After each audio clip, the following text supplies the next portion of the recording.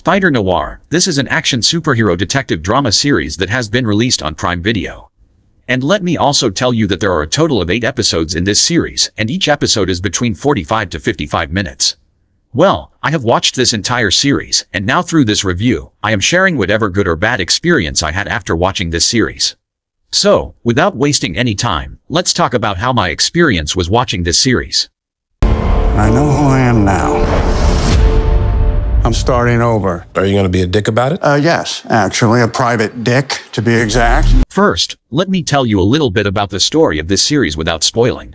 The plot is set in an alternate 1930s Depression-era New York City and follows Ben Reilly, an aging, down-on-his-luck private investigator who used to operate as the city's one and only superhero, the Spider. Having retired from his vigilante days due to a deeply personal tragedy, Ben is pulled back into the shadows when an exceptional, mysterious new case lands on his desk, forcing him to grapple with his past and become the hero he once was. To see how he navigates this gritty criminal underworld and handles this dark conspiracy, you will have to watch the series. Now, talking about my experience, look, I am genuinely excited to break down this show for you because it breathes entirely new life into a comic book genre that was starting to feel formulaic. What makes this project an absolute triumph is its fearless commitment to style, substance, and a highly immersive atmosphere. Instead of treating this like a typical flashy, modern comic book story, the creators chose to immerse the audience entirely in a rich, vintage gangster world. The option to view the series in an authentic, high-contrast black and white format completely changes the viewing dynamic. It makes Manhattan look incredibly dangerous, smoky, and rain-slicked, drawing you straight into a classic, hard-boiled detective story.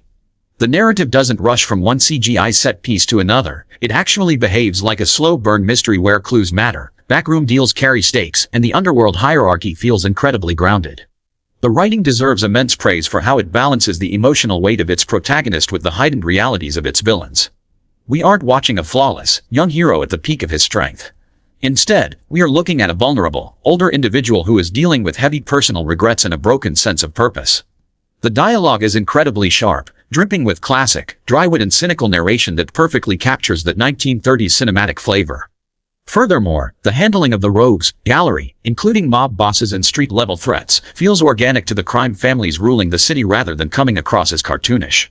Nicolas Cage's performance is nothing short of magnetic. He commands the screen with a brilliant blend of world weariness, physical grit, and a subtle eccentric energy that keeps his character deeply fascinating to watch in every scene. The supporting ensemble also shines, bringing authentic depth to the corrupt political networks and localized stakes of the city. When you look at the final stretch of the season, the payoff is incredibly rewarding. The pacing tightens up beautifully, escalating the local detective case into a gripping, high-consequence climax. The resolution ties up the major conspiratorial threads with airtight logic and an immense amount of emotional satisfaction. It respects the journey of its characters, delivering a poignant, powerful conclusion that doesn't rely on cheap cliffhangers or unearned shortcuts.